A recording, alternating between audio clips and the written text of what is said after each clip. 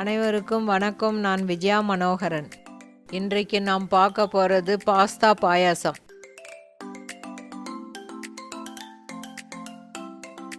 ஒரு கடாயில் 600 ml தண்ணி விடுங்க.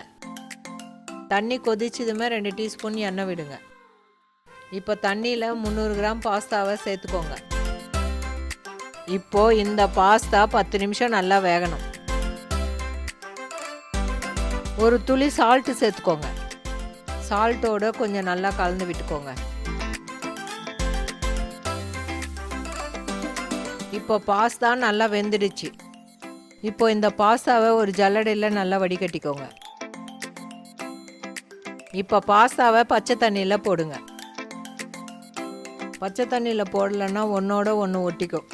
பச்சை தண்ணியில் இருக்கிற பாஸ்தாவை எடுத்து வடிகட்டி தனியாக ஒரு பாத்திரத்தில் எடுத்து வச்சுக்கோங்க.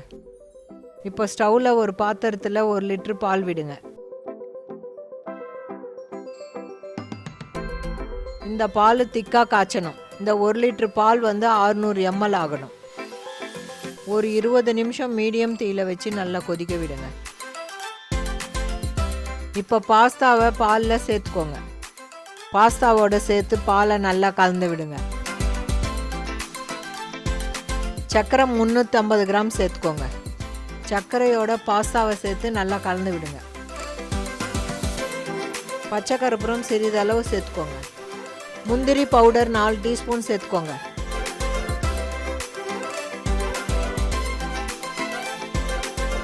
ஏலக்காய் பவுடர் 1/2 டீஸ்பூன் சேர்த்துக்கோங்க. 2 டீஸ்பூன் நெய் சேர்த்துக்கோங்க. இப்போ நெய்யோடு சேர்த்து பாஸ்தாவை நல்லா கலந்து விடுங்க. இப்போது பாஸ்தா பாயசம் ரெடி ஆயிடுச்சு. இதை நீங்கள் வீட்டில் ட்ரை பண்ணி பாருங்கள், உங்களுக்கு ரொம்ப பிடிக்கும். பாஸ்தா பிடிச்சவங்களுக்கு இந்த பாயாசம் ரொம்ப பிடிக்கும்.